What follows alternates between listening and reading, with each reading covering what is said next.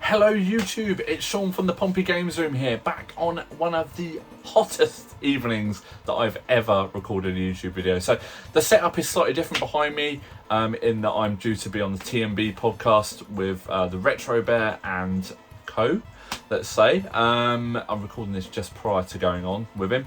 It's a video I've had an idea to record for a long time. You're going to hear the fan going. It is baking in here at the moment. It is so hot, it's unbelievable. But anyway, we're going to try and get on with this video. It is my first video review, guys. So behind me here, you're going to see my first ever logo. That was the PompeyGamesRoom channel. I've been on YouTube since 2010, but making video uploads since 2011. So I've wanted to make this video. I wanted to make it last year, but due to moving to this house and also the arrival of my son, last year was just far too busy, and I didn't get around to it. So would have been great to have marked a 10-year anniversary, but this is the 11th, so extra year of content of long pickup videos. But yes, I wanted to look back at my first YouTube video and just see how things have changed, and basically just what's happened to my channel since, and what I've done, because I seem to remember I asked myself some questions during the video, so it'll be interesting to maybe revisit those, look at the cringe-worthy awkwardness, shall we say, in the video. It's bound to be that, but to start off here, YouTube is what you make of it. If you're on the fence about making a YouTube channel, we all start somewhere, guys, and we all grow in confidence. Your tastes change, your interests change, the games and the people that you meet constantly change. A YouTuber will be around 1 year and gone the next. It's always replaced with something bigger and better, and your love of your passion, my passion, retro gaming, only grows over the years. So we're going to look back on YouTube and just look at the cringeworthiness, and also how thin I used to look, because this was peak marathon running, Sean, back in 2011 when I recorded this video. So let's watch the first part and just come back to us.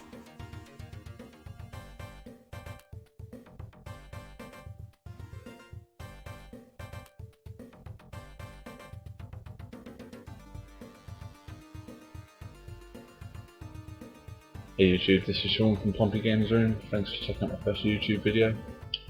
From Portsmouth, England, and decided recently to rebuy quite a lot of my old systems and start doing reviews on consoles, games and accessories. I'm pretty new to the whole video editing thing out way into YouTube. I'm hoping to learn along the way, really, and I'm hoping the quality of my videos will be good enough for me to get my views across and to share games that I played and didn't play as a youngster. So then, the introduction, the first time I ever went on camera. First of all, I was so proud that I got the text to move on this logo. I don't know why David James is holding a NES controller. I don't even like the NES. But I think it was a lot easier for me to actually edit on Paint. Such was the standards of my video editing and picture editing back in 2010-11. Some would probably say it hasn't actually progressed any further since, but anyway, yes, incredibly awkward, guys. Everything's spoken at one tone, looking at the camera, really scared, not knowing what to do. So yeah, I just want to fill you in. So 11 years on, I feel I'm more charismatic on camera. I'm certainly more relaxed, relaxed as much as I can be. I'm just about to do a live stream with obviously the Retro Bear, and obviously I'm going to be talking about wrestling games. It's a strong point for me. I love wrestling games, but I'm already thinking like, what am I going to talk about and things like that. But I know that I'll be able to get my way through, if that makes sense. So when you start a YouTube channel, everything is new. Obviously, you know, you think you're going to put up your first video and you're going to get thousands of views overnight. It doesn't happen usually. You know, you put a video up, and the first video I put up, I remember how naive I was at the time. I put this video up and I expected to wake up in the morning and have thousands of views, because the way YouTube was back then, you know, yeah, you put it up and it's like you watch all these big channels, because usually they were the first ones that came up in the analytics searches and stuff like that, and you would watch the videos and you would say, wow, man, that video's been up like 5 days and they've got 300,000 views, and you think straight away that someone is going to watch, not just that, 300,000 people are going to watch that first video. And man, my hair, Jesus, it's like a completely different person. But anyway, yes, so like I said, you know, YouTube, when you come to it, it's what you put into it.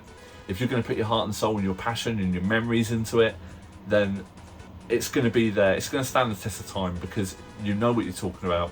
Two, it's a subject you're really happy about and you really want to share and you're passionate about. And three, it just gets out of your head and online, so you don't have to remember it. Those of you that follow my channel and have followed my gaming past, you'll know that I really started my YouTube channel in memory of my two brothers. I had an older and a younger brother, both of who sadly passed away. My youngest brother passed away at the age of 17 after collapsing during a football match. And my older brother passed away at age 29 from swine flu, which was around the south coast of England, sort of 2010-11. Off the back of that is when I really started to sort of get into YouTube and thinking, right, I'm going to create some stuff and I'm going to really start to, you know, capture my memories on camera, if that makes sense. I don't want to forget my memories, and also being a father now, I've got two beautiful children, and I want this to be a time capsule for them. You know, my daughter's already appeared on a video when we opened up the Sonic the Hedgehog sign together. Very important to me, that one of my favourite videos of all time and something I'll always cherish. And my son, when he is able to talk and things and we can converse and play some games, then I would love to do something with him as well. My wife has kindly also contributed to my channel over the time. My 30th birthday, she's going to hate me doing this, but I'll pop a link in here to the video she recorded for me and went behind my back and got a few YouTubers to send in some videos and put it on the 30th birthday. Amazing. That's what I mean. YouTube is what you put into it. My channel is a very personal channel. It's retro gaming predominantly, but it's also, along the way, it's got trips to the Belgian Grand Prix, my wedding, Silverstone Grand Prix, London 2012 Olympics, COVID. All these things are on my channel, Gaming Past, and I can look back and think, wow, things were really crazy around that time and stuff like that. So yeah, YouTube captures a place in someone's life there. So when I first started that channel, I can remember exactly where I was. I was in the room at my parents' house, the hideous wallpaper behind me. We rented the house, it wasn't my parents that decorated it. So but I was still with my parents. We were saving for our first house, my wife and I, my girlfriend at the time, now my wife. We were saving for our first house. So yeah, things like that were a big deal. You know, I didn't have a lot of disposable income. I would only buy 3 or 4 games a month. And I think I started buying Mega Drive, particularly, obviously, you know, Mega Drive is predominantly the main part of my collection, obviously. If you're new to my channel watching this, the first video, technically you're watching my first video watching this, so great. Yeah, and my collection grew, and I finally got a video capture card around this time. So I had a Dazzle card. Who remembers those? I'll put a picture in one of those. Truly awful footage now when you look back on it. But at the time it was like cutting edge, and I mean, like now I've used Elgato's for about sort of 7 or 8 years, and I wouldn't go back. Certainly wouldn't go back to a Dazzle card, put it that way. Yeah, so you know, it really captures a point in time now. I remember when I sorted this, if you want to call it a logo out, I sorted this out during one of my lunch, probably not during a lunch break. Back then, I probably did it during work time, working for a firm in Havant. Very unprofessional, but anyway, we've all done that. I created that logo and I thought, right, I'm going to go home tonight, I'm going to sort this video. That, I don't know how long the video is, I've got it in front of me here because I'm watching it, 5 minutes 45 seconds. That probably took me about 3 hours to record. I hasten to say it was probably dark when I finished that last one, and there's a lot of jump cuts in it. Yeah, so, man, let's carry on watching and see what other goodness comes out of this video.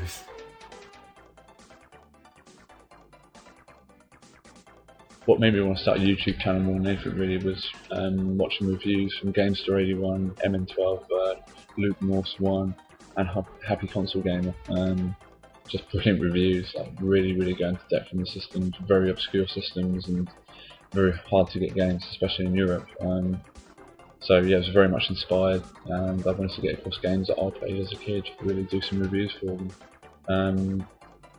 Real videos that I really like from Happy Console Gamer, who literally produces proper movies. Certain videos he puts up, I actually heard he had done a movie. So yeah, I haven't actually seen it, but sounds quite funny from what I hear. So also Luke Norse's hard off videos, his pickup videos are quite funny when he walks around supermarkets and in Japan or China, I think it's Japan where he is, and you know, literally films what he's doing out there, and it's mental, sort of walking around seeing what's in some of these bins and things that are so hard to get over this side of the world that you can pick up for a few dollars, sort of in bargain. So I've now decided to go through my gaming collection and sort of keep you guys up to date with any reviews and pickups that I managed to find on eBay or elsewhere. So I've started to gloss over gaming history. That was a part in the video. That hasn't really changed my history. It's on my channel if you want to find out about it. It's on that video if you want to find out about it. Yeah, it hasn't changed much. But then I went on to why I started a YouTube channel, and I've sort of briefly touched on it about my brothers and memories and things like that. All very, very important to me. And just wanting to capture things because the mind is it's so rammed of everything. Life is so busy. We all work. We've all got families. We've all got engagements to get to, and things like this gets pushed out of your brain, you know, over time. So I love the fact that my channel is a bit like a video diary that I can look back and see what I was at certain times. But I name dropped a few YouTubers in that because I was only watching American gamers at the time. I never even realised that the sort of British retro gaming scene was so diverse and so. Well, it's huge, you know. I mean, I found so many YouTubers doing that. So let's just try and start off with a few. Gamester81 and MN12Bird. I was massive into MN12Bird at the time. I'm a massive fan of Canada. I love the country.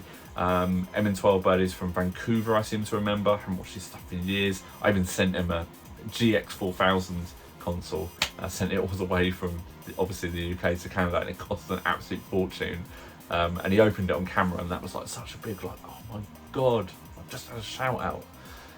Speaking of shout outs, Gamester81 is like a huge YouTuber now, and he shouted me out. I didn't even need to send him anything. I got a shout out across the pond in America, and I gained like 400 subscribers after that. Literally, it just, but yeah, absolutely crazy. That's the first, like I said, if you're expecting to put a video up and it to get loads of views if you're starting, it doesn't happen like that. You've got to build your channel. Don't be disheartened if you start a YouTube channel and you don't get a lot of views straight off, because what happens is the traction builds with every comment you put on someone's video, every interaction you make with someone who comments on your video, and also sharing it on things like Instagram and stuff like that. It really helps. But also, I will say the main thing is, I think I've just touched on it there, is interaction. You don't just put videos up, you've got to participate in the community and do things. I think that's really important and something I really learned after a while. But also, I think me personally, you only have to look at my channel to see some of the views I have on my videos. There's very few that are over 100,000. A lot of them are around the sort of between 200 views to say like 10,000 views, and I would not still be making YouTube videos 11 years after I started if it was about views for me. This is a real sort of passion project, and I love sharing all this stuff with fellow collectors, people like yourself, and yeah, sharing memories and things. Do YouTube for the passion, for the love of it. Don't do it if you want to get recognition and you want to be seen as, you know, the guy that always buys amazing bundles to share on pickup videos. We've all been there when we started. I myself bought one of the Mega games for the Mega Drive when I foolishly set out on a full set collection for the Mega Drive, which was heavily influenced by certain YouTubers. I won't name them, but there was a lot of people around. Not their fault, it's my decision entirely to spend hundreds of pounds on games. I bought, I think it was Mega Game 6 Volume 2 for £500. And I felt so guilty that I ended up selling it about 2 days later because I already owned all the games that were already on the compilation. Sorry. I ended up selling it like 2 days later. So, and I think I sold it. I was also too scared that I was going to sell it to a YouTuber and they would rat me out for like being a bin man, as they used to call it. I don't know if they still call it a bin man, where they buy stuff up and sell it for more. So I put it as a buy it now for 510, and that covered postage and also my listing fees and stuff like that. Yes, I was really sort of like, I didn't want to be seen as sort of profiting, but someone snapped it up straight away. So someone out there did buy it, and also I bid against people to buy it for that price. So it was worth that at the time. But we all make mistakes like that. But I've never ever spent probably more than 20, 30 quid on a game nowadays. as he sits below a sign that he spent about 500 quid on. But anyway, you get what I mean. Yeah, guys. So sorry, I went completely off tangent, completely off in a different subject there. So I did name drop a few big channels. Happy Console Gamer, who at the time I was watching a lot of now. What now? I haven't watched a Happy Console Gamer video in probably about 7 or 8 years. Nothing against the guy. He's not going to watch this, is he? What does it matter? Nothing against him. I'm really not into. I don't think I've gotten a lot of American and Canadian subscribers. I love Canada, by the way, like I said earlier in the video, so don't be too offended. But it's not really my market. You know, I'm PAL UK Mega Drive, not Genesis. That just means nothing to me. It's just a band. Very good band, actually. But anyway, yeah, where was I? Yes, so I was watching a lot of American YouTubers, because when you type these games in back in 2010-11, that's all there was out there, you know. There was only American YouTubers. Really, because the algorithm, the way it works, all the big channels were pretty much American. And then, like I said, I think, so my first subscriber was a Tiger v Liger. I will put his thing up here. And he subscribed to me in October 2010. So I actually predated one of my, no, 2011, sorry, just after I put my first video up. And yes, he was my first subscriber, so thank you very much, my friend. I'm actually still subscribed to you, it says there. The next one is Retro Computer Kid Chris, who was a really nice guy. He doesn't make videos anymore. I think he's called Chris the Prankster now. But yeah, really rough and ready YouTube channel. But I used to love that sort of thing where someone would just get it in the mail and just talk about this game. I sent Chris something as well. I sent him a Mega Drive, but years ago. But yeah, poor Chris. I think he went through an awful lot. But if you're still around, Chris, and still watching stuff, put some more videos up, mate, because I used to love your channel and the content. Loved it. So yeah, I think the way the algorithm works, a lot of the channels, the games were covered, and the topics that were covered, they were always covered by big American channels, so they're always top. And you know what, you're at work during the day, and I choose to put stuff on and listen to it. So whatever was top, usually I'd play it, and Happy Console Gamer was always at the top. But yeah, I might actually go back tomorrow and watch some more of that Happy Console Gamer, because I was really into him, and also MN12. But I might do a bit of a memory lane reminiscence tomorrow. Might go back and watch some stuff, but I'm gonna do it, guys. I'm gonna do it. So let's get on to the next part. I've babbled on for 7 minutes just on this part. Let's watch the next part of the video.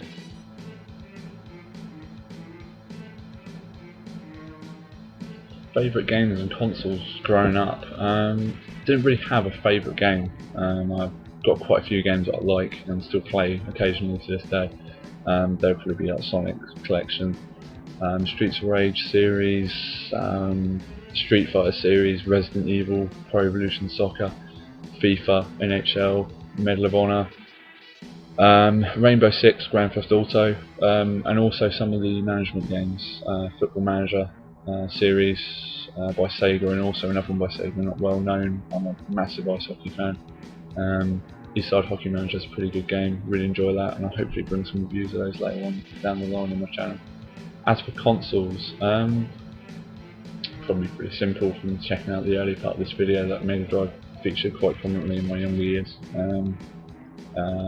Sort of going through primary school and things, so Mega Drive's pretty high up on the list, I'd say.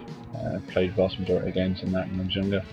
And I'd have to say N64 probably, because that was one of the first consoles I bought when I left school, and with my own money for my first real job. So yeah, definitely N64. So, favourite games and consoles. I pretty much came up with the standard stuff there, didn't I? Sonic 2, Streets of Rage 2, Mega Drive, N64.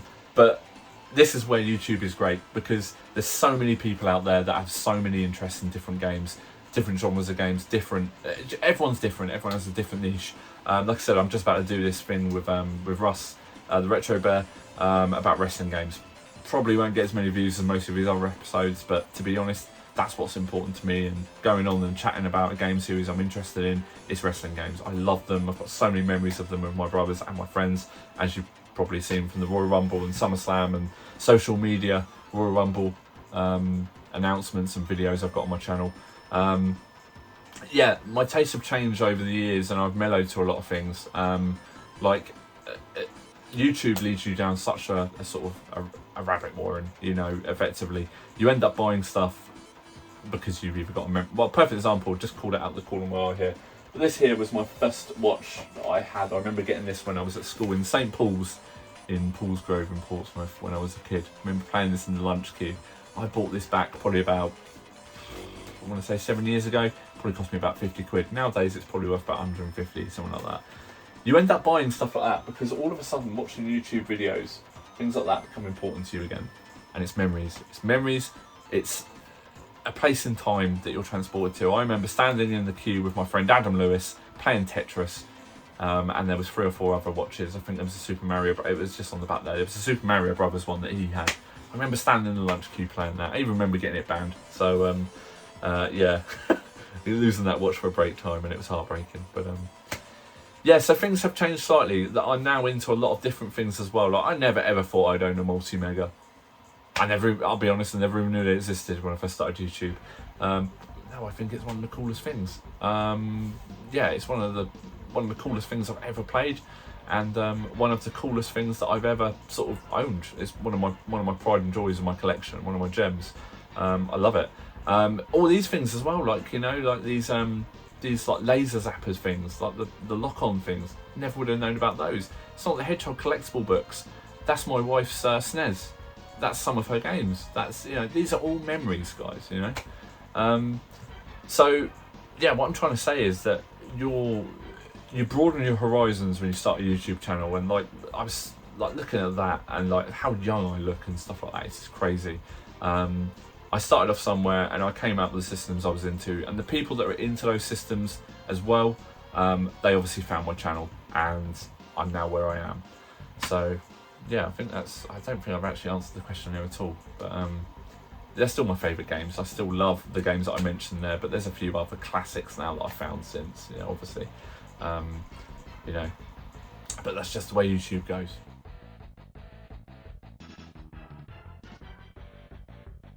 Well, next I've got my first few reviews I'll be posting. There are some FIFA games, very early FIFA games. I've also done Ronaldo v Football and Streets of Rage and Sega Rally Championship. Now, I know a lot of those games there are sport orientated, but I do plan to review lots of different sorts of games. I basically just want to start off with reviews of games that I played as a youngster quite a lot, so I didn't feel out of depth. So yeah, hopefully you feel the need to subscribe and check out my later videos, and thanks for checking out my first video again. See you all soon. So the last part of the video was what's coming next. So I was so excited. I had so many videos ready to go, and I used to record the footage and speak into my phone, take the files off and overlay it on some very, very primitive Windows Vista software. I'm surprised anything worked back then. Windows Vista was pretty bad. Yes, so that's what would have come next. I had some FIFA videos to put up because they were the games I had massive memories of back in the day. Ronaldo v Football, one of my most viewed videos actually, along with FIFA 95, which has got way over 100,000 views. And yeah, I mean, it was one of my first ever videos. It's awful watching it back, but obviously it's on someone's playlist and it's constantly playing. I don't know. But I'm going to get to subscribers in a minute. But yeah, there's a few, you know, things I want to chat about that. But yeah, I mean, what comes next? Well, obviously, I changed the haircut, I got a beard, and I got slightly fatter. And definitely more unfit. I mean, at that time, I had 3 marathons in front of me at that time. 2009 was my first one. I would have been on the way to my second marathon, probably looking at myself now there. But yeah, I'll be honest as well, when I started doing these videos, I was still in a pretty dark place after losing my little brother. And then not long after I recorded these videos, my older brother passed away. So I was in a pretty dark place. I needed an outlet. I needed something that I could share with, because a big part of my life was no longer there. So I had to have something that I could share, and I could download this information from my head, so I didn't forget things, like I said earlier in the video. And I'll be honest, YouTube has, it sounds stupid to say, but YouTube's really been there for me. The people on YouTube, the community is incredible. And, you know, I definitely wouldn't be the person I am today without my YouTube channel. It's made me who I am. Around this time, I started a charity football league in memory of my little brother. With a group of his friends and a group of my friends, we all came together and we grew the football league to nearly 200 people a night. It was really successful. On the back of that, we now do charity pitch days. and we've had to close the Football League sadly because of COVID. It just became too difficult. But I used to have to talk at award nights, and I was petrified. I couldn't talk in front of crowds. That was one of the main reasons also that I started the channel, because I thought, well, if I'm going to speak, I've got to get used to speaking to people, either via a camera or having my stuff out there that people can see. So that's one of the reasons I started, and it really helped me. Now these pitch days, I can chat in front of like 100 people plus easily, on a speaker in a football stadium, about charities, things I don't really know an awful lot about, the charities that we fundraise for, because they're not all charities that we would ideally, they're through friends. We say, well, we would love to do an event for you this year and stuff like that. So I'm educated that way through, finding out about things. And I will say it really helped me, and it made me the person I am now. So what came next from that was a lot of confidence, and also, like I said earlier, meeting people that are into the same sort of thing as me. Your friends that you see in the street, or you play football with, or go drinking with, or go out to clubs with, are probably not into this stuff. They left it way behind. But for the tiny, minute sort of friendship group you might have that are into it, the second they find out you've got a YouTube channel, they'll probably go, you've got a YouTube channel, that's so sad, that's so geeky. But at the same time, they'll probably watch your stuff. So I will say, don't be afraid to hide your YouTube channel. I'm a hypocrite. I hid my YouTube channel for about 7 or 8 years. I was really petrified about people finding out. Then one of my good friends, Woody, who I played hockey with, just said, oh, I saw your YouTube channel at football one night in front of about 50 people that were standing around us. I thought, oh man. And then someone else, one of his friends, went, oh, I saw you as well. Yeah, you covered that game. And then it started a conversation. And from there, I just thought, well, I don't know why I've been hiding this. Everyone's sort of... And also, it's your life. Do what you want. Cover what you want. Broadcast what you want, guys. Obviously, with YouTube rules. It's your channel. And it's your interests, things like that. This is your time to say what you want and collect and share your passion with people that are into it. If people aren't into it, they won't watch your videos. That's just simple as. But don't record it for views. By all means, if there's a tag going around and people are recording certain things and you really want to generate stuff, record something and try and jump on that bandwagon. But I'll be honest, I've always just wanted this more like a video diary. I don't keep paper records of anything. I'm awful. Even my calendar's on my phone. If I ever lost my phone, I would lose all my appointments, everything. So I'm awful. But this is like an outlet for me, a release, a video diary. Hence why I'm sitting out here in the boiling hot now before a live stream. So this is what happens, isn't it, when you've got a passion and a project. So yes, guys, I've babbled on quite a lot. This video, looking at it, it's probably going to be about 20-25 minutes. No one's going to watch this, let's be honest, but I just wanted to revisit my, how old would I have been then? 2011, so I would have been about 25, 26 around this time. And man, it just seems like so long ago. How quickly that's gone, Mortgage, children, married, time just passes way too quick, doesn't it? You've got to appreciate what you've got, guys. And I think if you can remember things by doing YouTube, it's the way to go.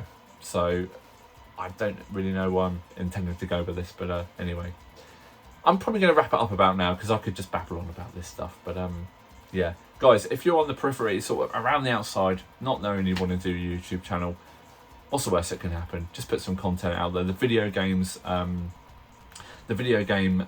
of community on YouTube is one of the friendliest and best places to be involved in YouTube. It's an absolute brilliant place.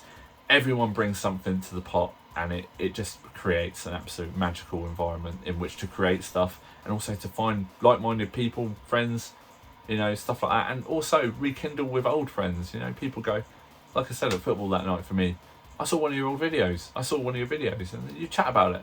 And now I share stuff on social media all the time, and I really don't care who sees it. It's my hobby, my passion. I'm choosing to put myself out there and go like that. So that's how it is. But anyway, guys, if you've lasted all the way through this video, I appreciate the watch. Yep, things change, obviously. Just look at the 2011 Sean from PompeyGamesRoom, introducing the PompeyGamesRoom. Yeah, if you want to make a video similar, even if you've been on YouTube a year, just say what's happened since you started your channel.